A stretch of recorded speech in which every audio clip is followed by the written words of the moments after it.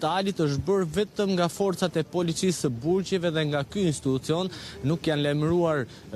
policia e Durrësit dhe drejtoria e këtij qarku, të paktën le të themi këto janë informacione deri në këtë moment. Megjithatë hetimi do ta zbardhë plotësisht të ngjarje, megjithë postbllogjet e ngritura deri në këtë moment ai nuk është kapur, dhe të paktën dyshohet, duke parë dhe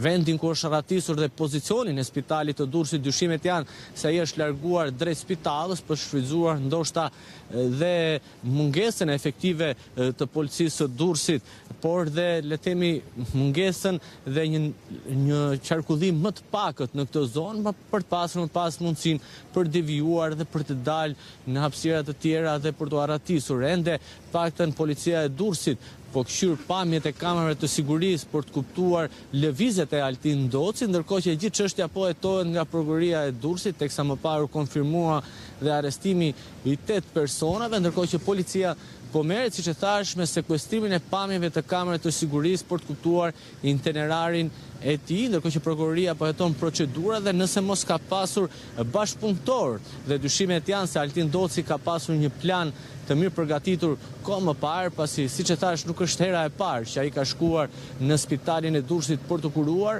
dhe për të marrë trajtimet mjekësore. Megjithatë mbetet për të parë se çfarë do të sjellë hetimi dhe për të kuptuar nga ajo çfarë policia e Durrësit do të këshyr nga pamjet e kamerave të sigurisë, paktën deri ku është shenja e fundit e mjetit tip Audi me cilin ka lëvizur Altin Doci, dhe ndoshta mund të kemi le të themi një itinerar të plot nga sekuestrimi i këtyre pamjeve. Altin Doci ishte arrestuar që prej vitit 2020, pasi akuzohej fillimisht nga prokuroria e posaçme për vrasjen e 4 persona, pikërisht për vëllezërit Besmir dhe Viktor Axhiaj në Durrës, një ngjarje e ndodhur gjatë vitit 2020 në kohën e pandemisë. Gjithashtu dyshimet ishte se është përfshirë dhe në vrasjen e Angelo Avdias dhe Dorian Shkozës. Le të themi që këto akuza ndaj tij u ngritën pasi prokuroria e posaçme administroi dëshminë e një personi që fillimisht mori statusin e të penduarit. Bëhet fjalë për Klevis Allën, por pas rreth 4 vitesh, le të themi, gjykimi kësaj çështjeve, ai ka fituar pafajësinë në lidhje me këto 4 vrasje, pasi sipas prokurorisë së posaçme dëshmia e Klevis Allës nuk është e besueshme dhe atij u hoq statusi i të penduarit. Megjithatë, Altin Doci po vijonte të qëndronte në burgun e Durrësit, pasi ndaj tij ishin ngritur akuzat të tjera për disa ngjarje të tjera, dhe kjo fal dëshmive të një të penduarit tjetër të drejtësisë, pikërisht Nureddin Dumani, i cili e akuzonte Altin Docin se është i përfshirë në vrasjen e Andi Zylyfit dhe plagosjen e Arditur Ruçit, gjithashtu se Altin Doci ka qenë i përfshirë në masakrën e vitit 2018 në Bradasheshku, mbetën të vrarë e Ndrit Alibej,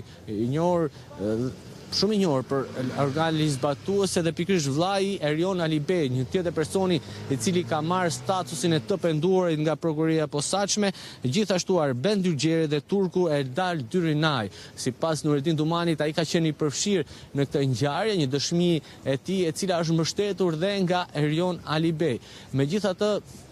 ai ka zgjedhur të arratiset, megjithëse ndaj tij që rëndojnë disa vepra penale, pikërisht grupi strukturuar kriminal, mbajtje pa leje, prodhim i armëve shpëthyese dhe i municionit, dhe vrasje në kuadër të grupit të strukturuar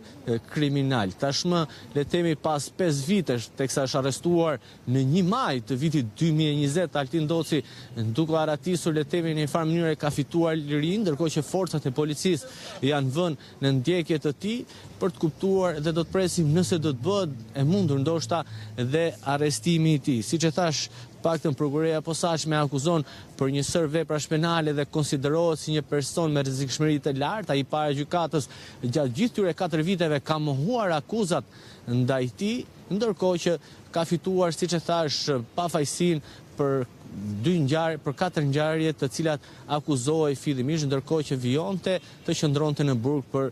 2 ngjarje të tjera. Megjithatë, edhe mëngjesin e sotëm babai i tij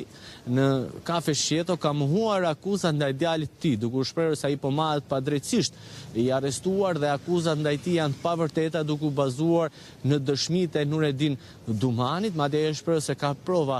video dhe audio të cilat sipas tij vërtetojnë pafajësinë e djalit të tij dhe atë se çfarë ndodh në në këto procese gjyqësore në gjykatën dhe në prokurorinë e posaçme. Siç e thash, ngjarja e ditës së djeshme e cila le të themi mori një vëmendje shumë të qartë për mënyrën se si Altin